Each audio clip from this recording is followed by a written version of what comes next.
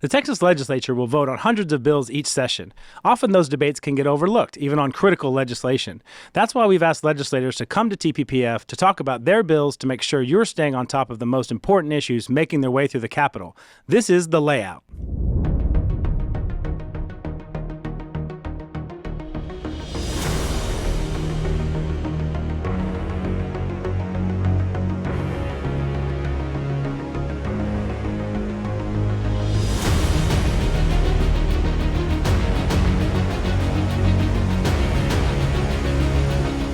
I'm Brian Phillips, Chief Communications Officer for TPPF, and today I'm with Representative Terri Leo-Wilson. Representative Wilson, welcome to the show. Thank you. All right, well, today we're discussing HB 1804, legislation to improve instructional material adopted by the State Board of Education. So really digging into the quality of the education, particularly the curriculum that our kids learn in schools. So first, tell us a little bit about what sparked that debate and the problem that you saw and that you're trying to solve. Okay, so I'm a former public school teacher. I retired and actually came out of retirement to run for this office because this bill is hugely important.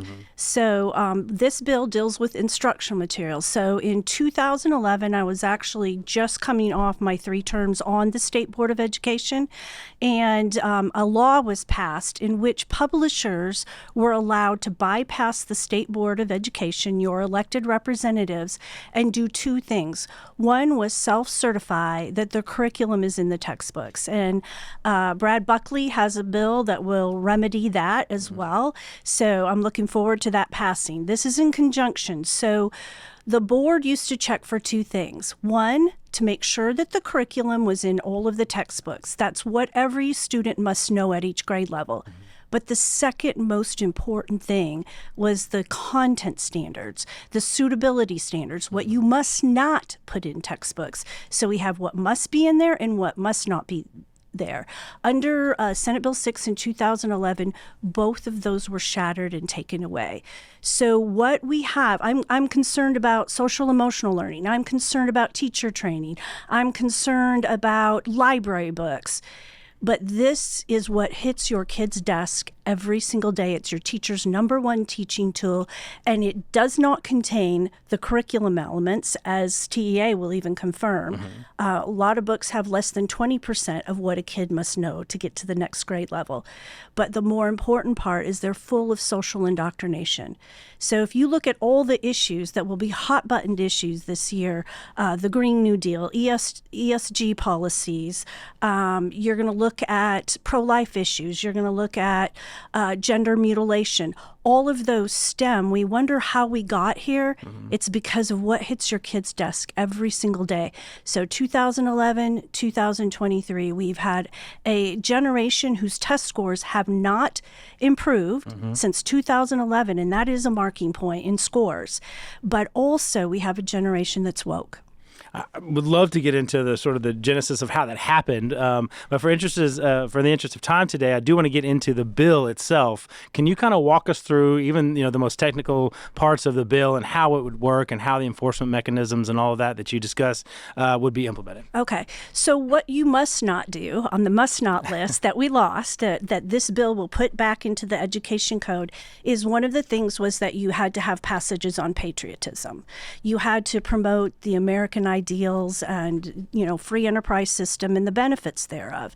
So you can present a bill on the free enterprise, or not a bill, a TEAC, a curriculum element on the free enterprise system. It depends on how you deal with it. You have to put the benefits of the free enterprise system in there. It's not just enough to mention it. So you can have TEACs, or the curriculum, and we do in Texas, that prohibits CRT, that prohibits C-scope, that prohibits a multitude of things. But if it's in all of your instructional materials, therein lies the problem. It has to apply to both. So one of the must-nots is that when you present a theory, you must present it as a theory, not a fact. So, and you must present scientific evidence on both sides. So when we look at global warming, now it's called climate change. It just kind of keeps morphing. But when you look at that issue, students had to have both sides of the science presented, and it was taught as a theory. That all went away in 2011. Now it is taught as a fact, and only one side of the science is in there. And that's where we get a lot of, all of these liberal policies that are anti-oil and gas, that are, very concerning on the promotion of the Green New Deal. And it's not just the science, but you also do a very similar thing with political and social movements as well. Can you talk about how you address that? Yes. So one of them was that you couldn't portray violence in a positive light. So, and again, this isn't one person making the argument. It's by majority vote. So a majority of your elected representatives decided when they covered the Black Panther movement, a group that used illegal means to accomplish their purpose, that wasn't portrayed as glorification. When they mentioned Greenpeace, another group that uses illegal means to accomplish their purpose, that those acts of violence weren't portrayed as, these people are freedom fighters. So that is, and again, it was by majority vote, where we would get a passage and we'd tell the publisher, no, you must go back and rewrite that. It meets all of the TEKS, all of what every child must know at each grade level, but it doesn't comply with our content standards. Now, you mentioned that you're a former public school teacher. You mentioned that you were on the State Board of Education. So, you're hearing a lot of voices from those areas that might say that this is heavy-handed coming from the state legislature, that in fact they should depend on folks on the State Board of Education or people closer to teachers or experts on this matter. You are absolutely correct. We want that power to lie with our elected representatives. An elected representative on the State Board of Education, if they have authority over this issue, which they do not currently, but if they have authority, you can remove them from office if they do not reflect your viewpoint. If they're adopting instructional materials that not only don't contain what students must know at each grade level, but are full of social woke policy. So you have a say. You cannot remove a publisher. You cannot remove the Texas Education Agency. So this, in fact, is giving authority back to the elected board by majority vote to determine the content in our textbooks. And so goes Texas, so goes the nation.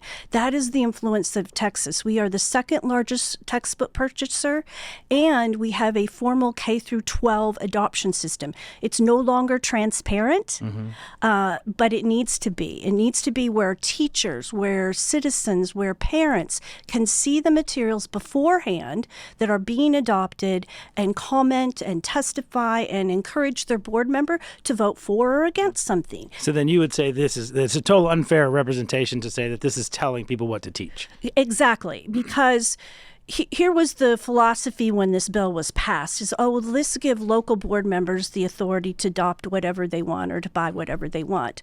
But here's the thing is most local board members have full-time jobs. They are not reading 15 biology books up for adoption that year and picking the best one. That was the State Board of Education that was doing that work.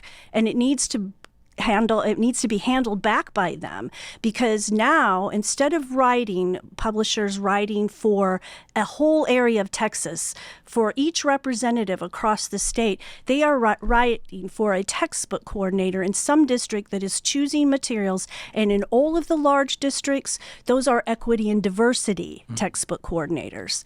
So they are writing to sell a book. That's what they do. They're publishers. Sure. So they're selling it to a district textbook coordinator rather than selling it to Texans. Now, since you filed the bill, what has been the reaction either from your constituents or outside groups, coalition groups, or even your fellow members in the state legislature to your bill? It's great. Brad Buckley, who is the chairman of House Ed, is going to joint author it with me, as well as Shelby Slauson, Tom Oliverson, and Cole Hefner. I have a majority of the Republicans signing onto the bill. Most do not understand why we're at where we're at. How did we get here? It's because we transformed a generation, and we did it through instructional materials. And isn't that how generation after generations, when we look back through history, how Marxism changed that culture. So we know that education is a key element of how we transform thinking, how we present material in an objective, unbiased light. Here's science on both sides. You decide, student. And those are the most exciting things about being a teacher, is you have those debates. It's not a closed-end argument on these subjects that are controversial. So, and I can say with experience that having watched the governor go around the state and talk to parents about reforming education, the number one thing that always comes up from parents is the quality of the education that their kids are receiving. And this takes a direct reform at that, takes a direct shot at trying to improve that. Representative Terri Leo-Wilson, thank you very much for being on The Layout. Thank you.